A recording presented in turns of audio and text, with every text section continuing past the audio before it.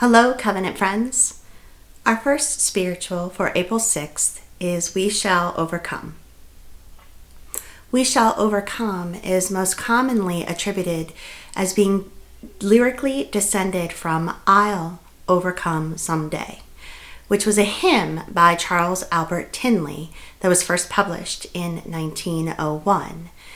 Tindley was an African-American Methodist minister and a composer. His father was a slave, but his mother was free, and due to the slave code at the time, Tindley was considered a free man, though he grew up among slaves. After the Civil War, he moved to Philadelphia, where he found employment as a brick carrier. He and his wife Daisy attended the Bainbridge Street Methodist Episcopal Church.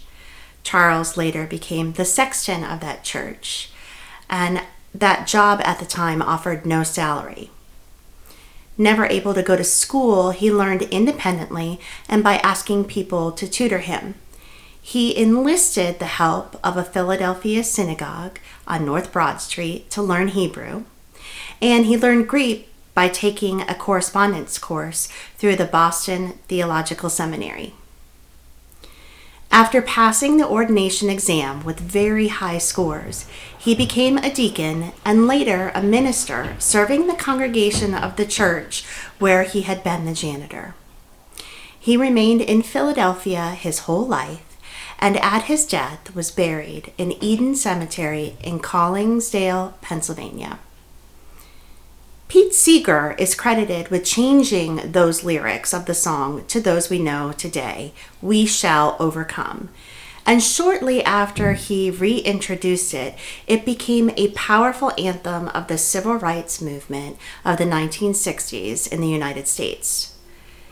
In August 1963, 22-year-old folk singer Joan Baez led a crowd of 300,000 in singing We Shall Overcome at the Lincoln Memorial during A. Philip Randolph's March on Washington. President Lyndon Johnson used the phrase We Shall Overcome in addressing Congress on March 15, 1965, in a speech delivered after the violent Bloody Sunday attacks on civil rights demonstrators during the Selma to Montgomery marches. Martin Luther King Jr. recited the words to We Shall Overcome in his final sermon delivered in Memphis on Sunday, March 31st, 1968. Just 4 short days later, over 50,000 would gather to sing this song at his funeral. We Shall Overcome has become an anthem of hope and perseverance for so many others. The apartheid movement in South Africa, the Northern Ireland civil rights movement, the Cold War, and the Velvet Revolution, just to name a few. Its message of unity is one that's been embraced and has helped inspire generations of people across the world. It reminds listeners there is no need to be afraid when we stand together. No one is ever alone. During the last 2+ years, our world experienced something unprecedented.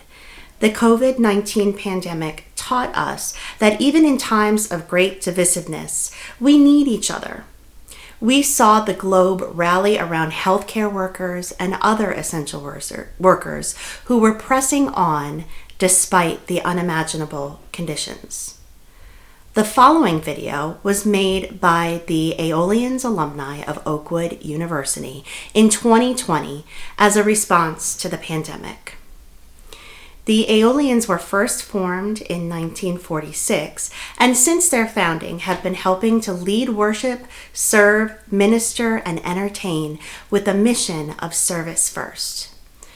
When I saw this video a few days after it was posted in 2020, I'm not ashamed to tell you that I wept. Big, huge, ugly crying sobs. I still get teary watching the video even today. The power of this spiritual is not only within the message, a message of unity, support, and love, but it's also within the history. The idea that these lyrics, first penned from Charles Albert Tindley in 1901, have helped to call people together for more than 1,000 years is remarkable. And as we sit here listening on the verge of Holy Week together, we remember that Christ overcame. He overcame the grave so that we would never be alone. Here are the Aeolian alumni of Oakwood University, and we shall overcome.